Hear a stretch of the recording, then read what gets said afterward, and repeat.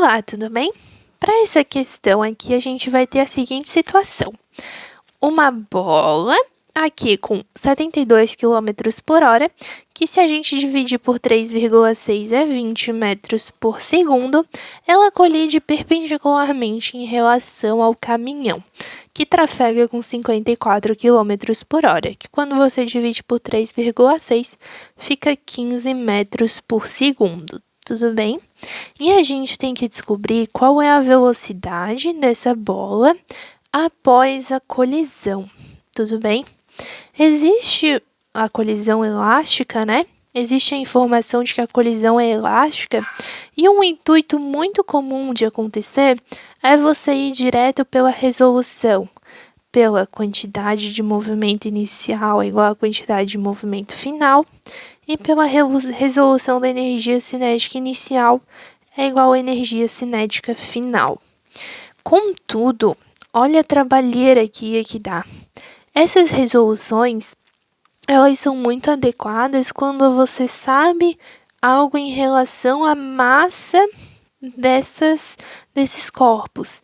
Aqui a gente já sabe apenas de que a massa dessa bola é muito menor do que a massa do caminhão. Você sabe só isso, mas você não sabe o resultado específico da massa. Você sabe coisas apenas sobre as velocidades e você quer saber o resultado em relação à velocidade. Tipo, não tem nada em relação à massa aqui. Existe um comentário, inclusive, muito importante ali do enunciado, que diz pra gente o seguinte: a massa do caminhão é muito maior do que a massa da bola. Isso indica pra gente que a bola, por ter uma massa muito menor, ela vai ter uma quantidade de movimento absurdamente menor. Então, ela não vai ser capaz de modificar tanto a quantidade de movimento do caminhão.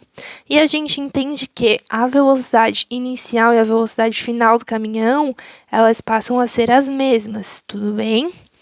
E daí, a gente começa a analisar pelo coeficiente de restituição. Essa é uma coisa que o professor explica em aula, todo mundo negligencia e ninguém usa para resolver as questões, mas que é muito importante. Na resolução aqui da colisão elástica, o coeficiente de restituição é 1. Na colisão inelástica, ele é 0. E na colisão parcialmente elástica, ele está entre 0 e 1. E o que é esse coeficiente de restituição? É a divisão entre a velocidade relativa dos dois corpos depois da colisão, dividido pela velocidade relativa dos corpos antes da colisão, tudo bem? Quando você tem apenas velocidade e você não tem massa, você não sabe como que fica a massa desses corpos depois, tudo bem? Você não sabe se tem alguma alteração nem nada disso. Usa o coeficiente de restituição, que é a melhor saída que você vai ter. Tudo bem? Se a bola vai se chocar, inicialmente ela está indo no mesmo sentido aqui do caminhão. Tudo bem? Então, se está no mesmo sentido, a velocidade relativa antes do choque é a subtração das velocidades, né? Velocidade relativa no mesmo sentido é a subtração. Então, fica 20 menos 15. E aqui, ó, depois do choque, a gente entende que ela vai bater aqui e vai voltar. Tudo bem? Então, a velocidade dela vai ser no outro sentido, ela vai estar se afastando. E daí, no afastamento, a velocidade relativa é a soma dos módulos das velocidades. Então, ó, e aqui é 1, né? O coeficiente de restituição é 1. Então, fica V', que é a velocidade depois, mais 15 metros por segundo, porque a gente entende que a bola não tem uma influência tão grande sobre o caminhão. E daí, ó, V' mais 15 dividido por 20 menos 15, que é a velocidade aqui antes, igual a 1. 20 menos 15 é 5. 5 você passa aqui multiplicando, fica 5, né? 5 vezes 1 é 5. V' mais 15 igual a 5. Passo esse 15 para cá, ele fica com 1 menos. V' é igual a 5 menos 15. 5 menos 15 é menos 10. Então, a velocidade é menos 10 metros por segundo. Por que ela é menos 10 metros por segundo? Por que tem esse sinal metido ali? Porque ela está indo para o sentido contrário. Na física, a gente sempre orienta a trajetória. O que isso significa? Tu define um lado para ser positivo e tu define o lado oposto para ser negativo.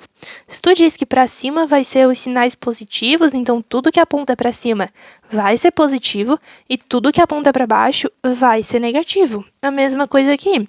Se a gente diz aqui que para a direita é positivo, então o que vai ser para a esquerda vai ser negativo. Então essa velocidade negativa aqui indica para a gente que essa velocidade está para a esquerda, que ela está no sentido contrário ao positivo, que ela está vindo para cá.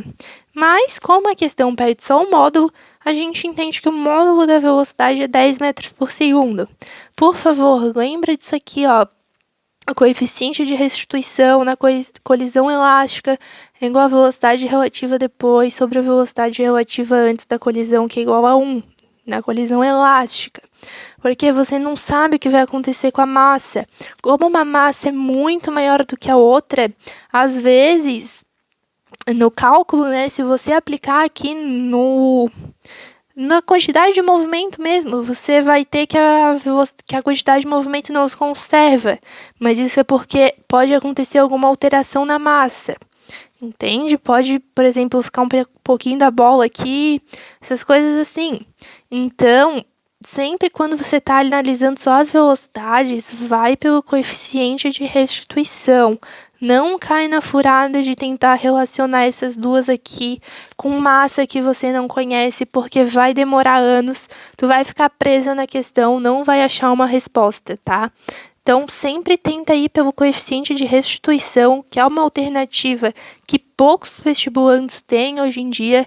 Todo mundo negligencia isso aqui, mas é muito importante, tá? Quando você tem só velocidade aqui, você não sabe nada sobre a massa, tá bom?